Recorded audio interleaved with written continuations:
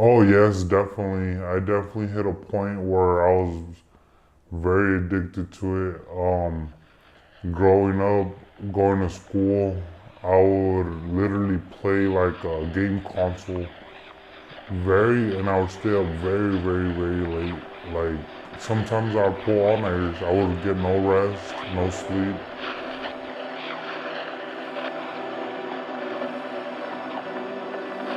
In a world where screens have become our constant companions and notifications dictate our every move, we find ourselves on the brink of a digital revolution. Join us on the journey as we explore the stories of individuals ensnared in the clutches of technology addiction. From the depths of virtual obsessions to the struggle for real-life connections, this documentary unveils the untold tales of those caught in the digital abyss and those choosing to escape. Get ready to be captivated, shocked, and inspired as we dive deep into the dark side of our digital age. Please log out.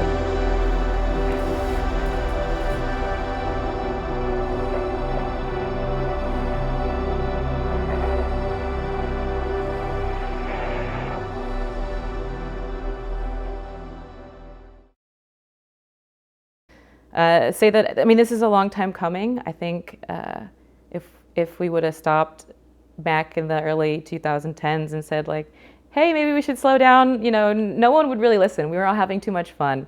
Even I eventually got a Facebook and got a MySpace. And, you know, I was the last one in my friend group every time, but I totally saw the appeal. And it did open up my world for a while, you know, travel sites and new opinions and new cultures and people and what everyone's doing online. So it did connect you in the early days. I think something went wrong for sure.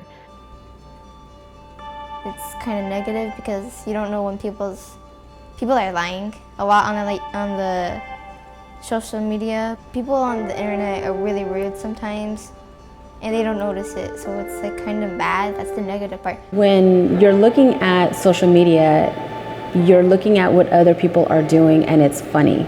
And so it's giving you that little burst of endorphin, okay? And so or dopamine, I should say. And that dopamine is that reward system and it makes you, you know, I want more of it. So you swipe up to the next one and it gives you another funny haha and you want another one. And so you keep doing it. And so it's more of that reward system that you're seeking. And then when you post something and then somebody likes it and then shares it, it's more of that reward system. So you keep wanting more and more of it. So you keep checking, did somebody else like it? Did somebody else share it? So that's why it's so user-friendly, because you keep wanting more and more of that dopamine fix, because it's that reward that you are seeking.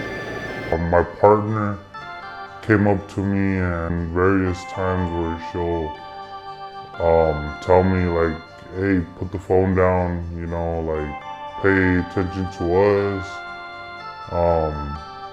And she makes it very clear that, you know, I'm Facebook, Snapchat, Instagram, Twitter, you would just be on it, and it's not healthy, because say you get on the phone and then by the time you realize that you're 4 or 5 hours on your phone and your day's gone. So it's time consuming.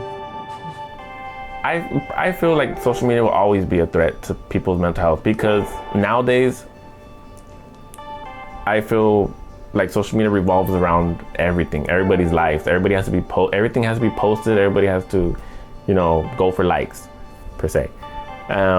But then, so social media, I feel social media would downplay video gaming, because it's not as it was before, where, you know, it's just simple gaming. No, it's like now it's improved. It's gotten, you know, bigger. It's more popular, and pretty much kids can, you know, sit down and play for games for hours.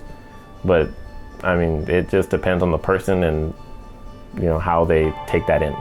Well, technology, you know, being on social media, it can have its benefits, where you can, especially with teenagers, females, people in the LGBTQ plus community, it can definitely have its benefits, because you have your ability to be expressive and be artistic, be creative. Yes, a wide range of, you know, benefits in that. But when you're only using technology and you're not putting yourself out there and being in person, having different platforms as far as like, you know, going out and being sociable, then yes, it can be a problem because you're not using your person skills, your people person skills. And that's where it can be a problem. I actually have a VR, so I've actually experienced it a few times. And I do see how some people might get addicted to it because you're actually interacting with real people virtually. But I mean, that's also, like I mentioned earlier, it's also a way to, you know, escape a world because you're in a virtual reality world. You know, you can be whoever you want. You can, you know, escape from reality. Sometimes when people just want to de-stress, they can get in there. So I could see that happening as it being an addiction, just to escape reality, you know, just so they can go and be the person they want to be when they really can't. But like I said, it just depends on the person, and also it might be, you know, where they have their friends. You know, sometimes they need to be in there and they just hang out with their virtual friends. The fact that we're talking about it now is even a little bit late. It's only now coming into the light how destructive relying on social media for so many things has become. And it really excludes a lot of people, I think, who may not have access to those kinds of resources, especially regularly. I know myself, coming back to the Imperial Valley after being in Phoenix, Arizona for a while, I tried to live here without being on Facebook.